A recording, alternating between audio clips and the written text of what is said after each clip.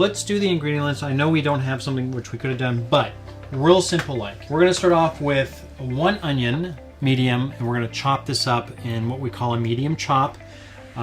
This one here is the sweet onion. You can use yellow, you can use white, it doesn't matter. I happen to like sweet myself. We're gonna use about 4 cloves off of this bulb of fresh garlic. If you do not have fresh, and you have maybe the jar of chopped up stuff, that works too. Or if you have the powder, it works, but fresh is better. As always, fresh is better. Philadelphia cream cheese or any other cream cheese, it's 1 8-ounce. Have it at room temperature because it'll melt a little faster. Doesn't have to be, but it does help a little bit. And you're just gonna cube this up when you put it in because you don't want it one big lump and it just takes too long for it to melt. 1 can of pinto, 1 can of black. We're gonna have 1 white hominy. This one might sometimes people have a hard time finding, and it's called ranch style bean. Only one I have found that's like this, and I use it, so it works very well. Next is 1 can of diced tomato. I love the fire roasted. It gives it a little deeper flavoring. You do not have to use this kind. So basically fire roast means is that they placed the tomatoes over a fire to roast the outer parts that kind of help do the sugars a little more. So it's a little, gives it a little smoky flavor to it, and it's very good. Next one will be 1 can of tomato sauce. 1 can of tomato paste, but you will not use the whole can. You're gonna use about half to 3/4 of this little can. This is just a little 6-ounce. That's all you need. So you don't need a big can. 1 16-ounce of sour cream, and yes, you're going to use the whole thing. If you at the bottom of the thing it says use a little bit to top it off with. Buy a bigger thing. I put on the recipe 1 bell pepper. I bought 2 only because I want to do half green, half orange, and half yellow, just to give it some nice color. Because color and sight of what you see is always fun. And we're going to be sauteing our stuff with some olive oil. I found some great Spanish olive oil because a friend of mine told me it's really good. We're going to have shredded cheese. I got the Mexican because it's a Tex-Mex type, so any shredded cheese will work. 1 jar of paste picante, and this is where I say you can use any salsa you want. If you have a favorite, use it. This one is the 1 pound, so 16 ounces. We're going to use the whole jar. If you like it a little hotter, use medium. If you like it really hot, use hot. If you want to add jalapenos, add jalapenos. It's all your way of what you like. This is just the standard. We're going to be using a taco seasoning. This is, if you have never used this, please buy it. Please use it. They have a chicken, a fajita, the taco, an enchilada. This taco, it is so good, so good. I highly recommend it. And then at the very end, you'll top it off with some chips. I love Juanita. Who doesn't like Juanitas? But you can use your favorite chip. It doesn't matter. You can even use Doritos if you want.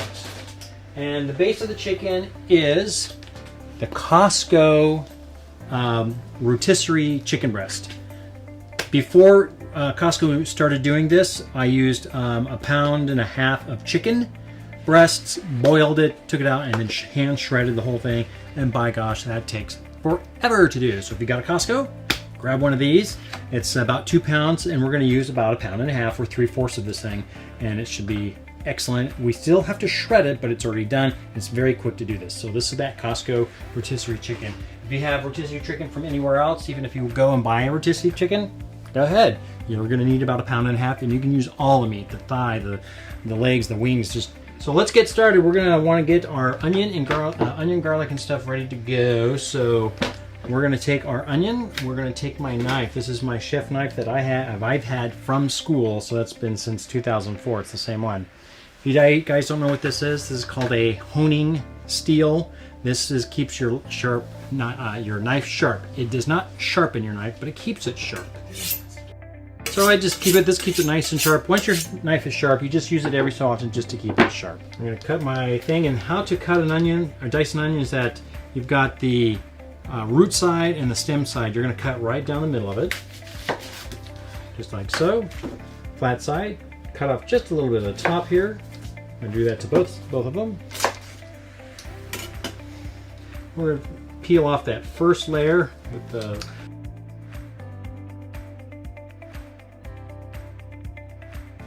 So the next thing I'm going to do is that I'm going to grab it like this. I'm going to use my hand, grab it like this, and we're going to make about 2 to 3 slices this way into it. So we're going to go 1. This one is not a very tall one, so we're just going to do 2. And then we're going to make our slices this way.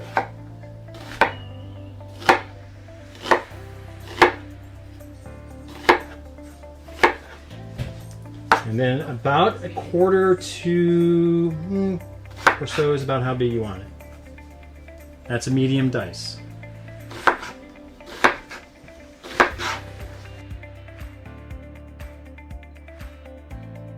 So I'm taking out the core, and I know this is a little harder, so I'm just going to slice dice this up.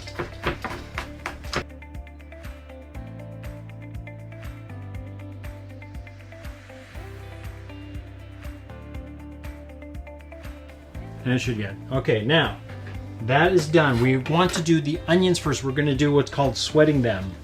We're going to bring in my favorite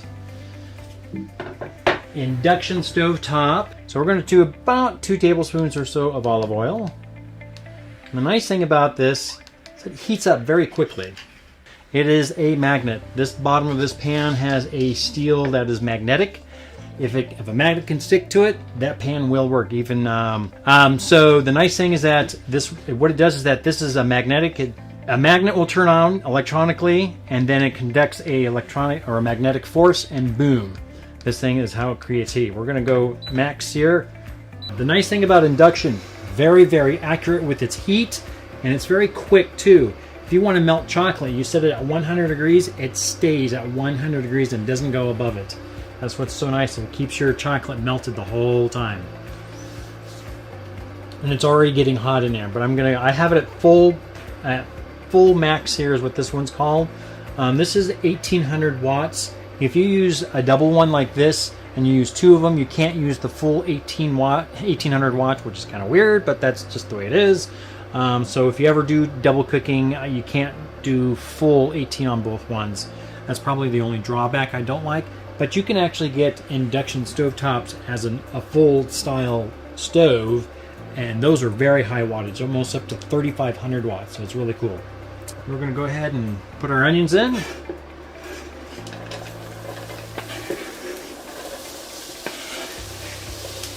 We're not sauteing them to a point of making them brown or anything. We're just going to sweat them down a little bit. You always want to do onion first. Never garlic first, because you can burn your garlic. But I'm going to get my garlic ready. Of course, I love garlic. I'm going to use 4 of them. All right, you start hot at first just to get it going. So I have a little, some of you may have one of these. Maybe you do not, but it's a cool thing to get all the skins off of garlic. If you guys have never seen one of these, it's just a silicone little tube. You're going to put a couple cloves in there and you roll it, and it brings the shells or the skins right off.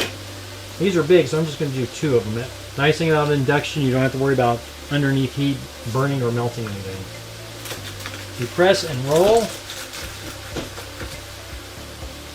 and voila, no skin.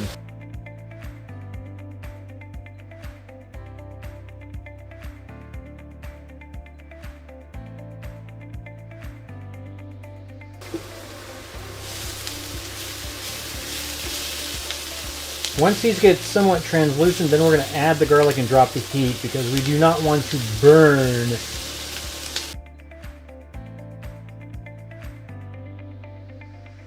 But this basically is just a silicone tube. As you can see, it's about 4 or 5 inches long. Hollow, put them in, just roll it across, and boom, we're done. I'm going to drop my heat.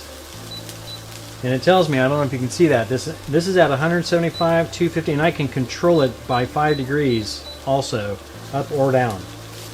I'm going to add just a hair more oil. Alright, so my next favorite item in the kitchen. This is called a microplane. If you don't have one of these, you must have one of these in your kitchen, because these are the best things to have in your kitchen.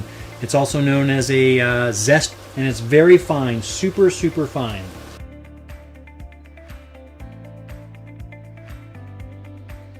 So all I'm doing is grating the garlic on top of this, and it's making it super, super fine. This way I don't have to actually chop it, which is so much better and faster than chopping. And it releases all that garlic goodness. Is Ken my sous chef? Yes, he is.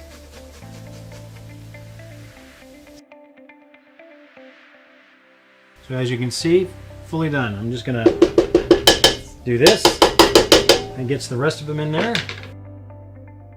Now we'll just turn it back on. And now we're just going to start cooking that garlic a little bit. And get its fragrance going. How do you control the temperature instead of 1 through 9? I know some have numbers. This says low, low, medium, medium, medium, high, high, and max sear. The temperature tells you exactly what it is right here, and then you can control each temperature up and down by 5 degrees. 280, 285, 290, whatever you want. 100 is the lowest it can grow, and I think max sear is like 550 or something like that. Alright, we're going to push this on pause, so I don't need to let it cook anymore, because what we have to do next, and now we're going to do the chicken and get it all shredded up for you.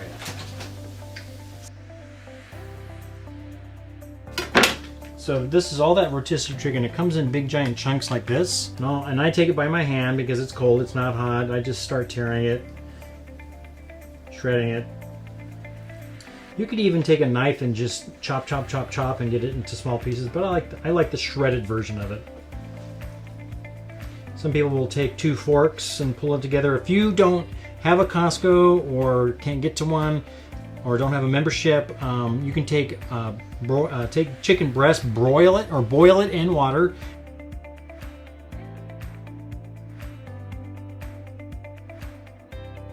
So we're going to do about 3/4 of this bag, so about 1.5 pounds or so.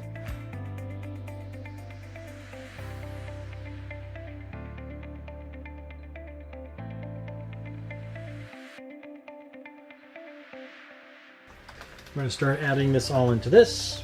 All right, we're going to turn this back on, about medium high, and get it heated up here.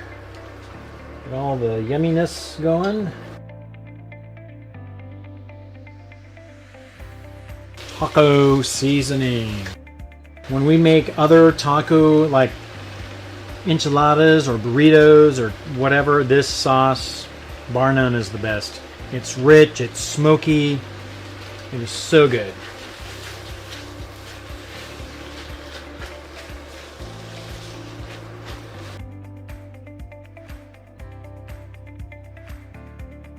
How to do a pepper. Here's how you do a pepper if you've ever wanted to know how to dice up a pepper. Obviously we're not going to use the top, so I'm going to cut the top off like so. You can still use all that, and you cut the bottom off just a little bit. Flat to get the heart out and the seeds, and if you have still a little bit of the rib, just take your knife and slice it just enough where it comes out flat. Now you have this nice flat workable piece of pepper to work with. And of course, to do dice, we're just gonna about 1/4 inch. Sometimes I would normally put this right when I do the garlic too, but this is okay. It'll still cook in with it.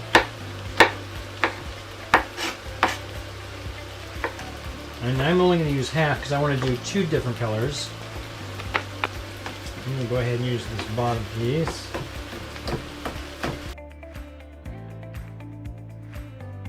It is so much better. I'm going to take the meat out, take out this rib here.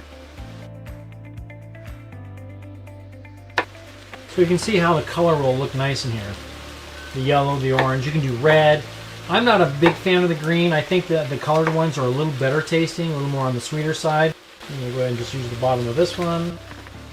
And I'm telling you, nothing better in the kitchen than a nice sharp knife. As you can see, I'm using a pretty big pot. This one's overkill. My other one is almost too small, so that's why I go with the big one. A bigger one is better than having it too full and having a hard time trying to stir it all in. So what I'm going to do is I'm going to go ahead and open this up and get it ready. This is going to be towards the end though. I want to open it up. Alright, this is just going to sit off to the side to continue getting soft so it'll melt faster. Now I'm going to go ahead now. I don't know how many of you have these. This is the special kind of can opener that cuts underneath the rim, not inside where it makes it razor sharp. This keeps that from happening, so you just place it on the top, close, and turn. If you don't have one of these, get one. It'll change your life. They're so much better. Boom. It's got a little thing here. It's a claw that grabs onto the very edge. And boom. This is the white hominy. You're going to drain all the liquid, or as much as you can, out of all of these. If not, it'll be almost too runny if you didn't do that. Yes, I will be adding cream cheese towards the end. That first can is white hominy. This one. I'm going to just stir this up so I can get cooking. You can buy this can opener. This is one of those OXO. So wherever you find those, they should have it. You can get it on Amazon. You can get it at almost every store. Bed Bath & Beyond will have it. Okay, so my hominies are done. My pintos. Now we're going to go with the black. Doesn't matter which one you go. Just grab a can and go. This is what's cool. It's easy. Just add a can, add a can, add a can, add a can. Now we're going to do my fire roasted chopped diced tomatoes. This one has a little sauce. This one I put it on. I do not drain this.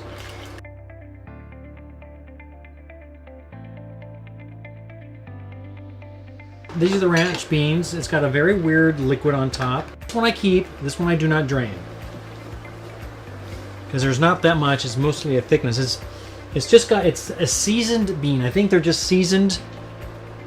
It's got a creaminess to it. You can even smell that there's a kind of good seasoning in it.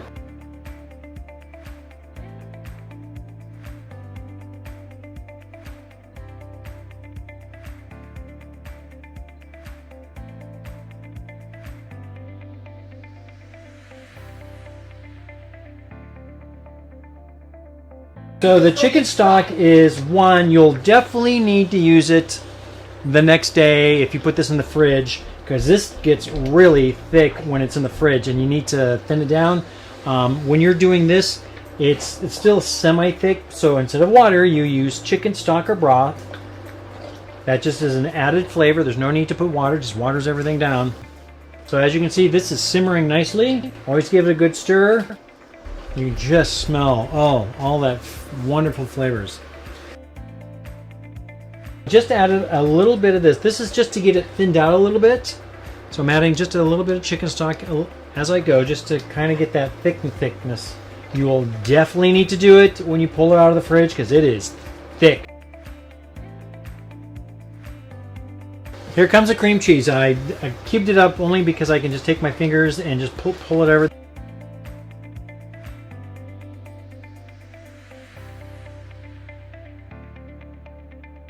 I like to let it simmer for about 30 minutes or so, just to let it do its thing. So we're going to pretend 30 minutes has already passed, and we're going to go ahead and add nothing better, a dollop of daisy. This goes last. So you take a whole thing, 16 ounce, throw it in there. All right, I'm going to go ahead and just put this on pause. And like I said, this is deeper than it should be, so that's about a serving and a half. So then what we do is take our chips, Juanita or whatever your favorites are. I love Juanita. I don't know why they're so good, but holy crap, they are so good. What I do is that we take a small handful, do a little crack on top, take some cheese, some shredded cheese. This one's the Mexican style blend. You can use whatever cheese you really like.